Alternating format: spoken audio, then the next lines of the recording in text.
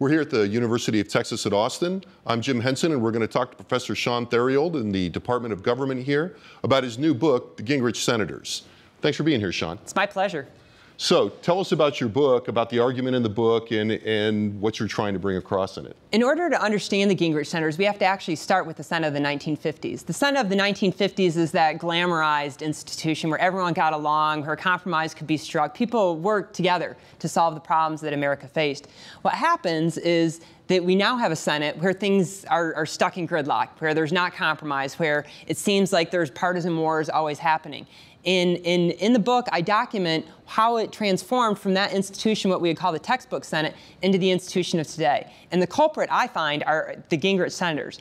These are a group of folks who first served in the House of Representatives. They enter Congress after 1978 being critical because that's when Newt Gingrich comes to the House of Representatives, and they are, of course, Republicans.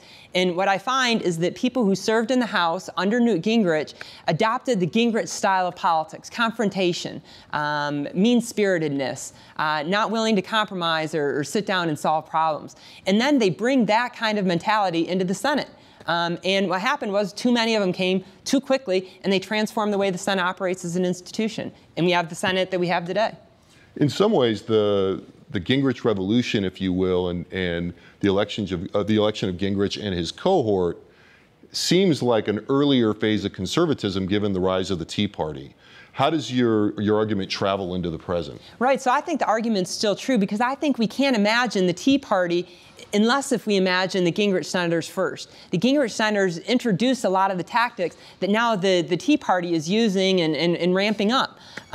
So we might think of the Gingrich Senators will do anything to help their party at all costs. And the Tea Party Senators take that a step further, and they'll say, I'm going to do anything to help my cause, the conservative cause at all costs, even if it ends up hurting my own party in the process. So it's fascinating. In some ways, we're seeing the maturing then of these different threads of the movement in the present. So how are you seeing this playing out in the headlines today? Right, you can't work on this subject for 4 years and not see everything that happens inside the Senate through the lens of the Gingrich Senators. So last week we had a vote on the Manchin-Toomey compromise on handgun background checks. And what happens is there's a cloture vote, and the cloture vote passes with 68 votes. Everyone in the Senate thinks that compromise is finally going to happen on gun control. In the light of what happens in Connecticut, the time is ripe and it's going to happen.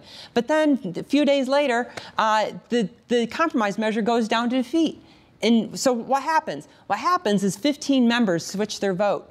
Over a majority of those 15 members that switch their vote are the Gingrich Senators. So there's still, you're still seeing the effect of the Gingrich Senators, even in today's Senate with Tea Party senators. So your book basically contributes to the argument not only on the development of Congress, but also on how Congress is operating right now, and is going to be of interest to a lot of people. That's right.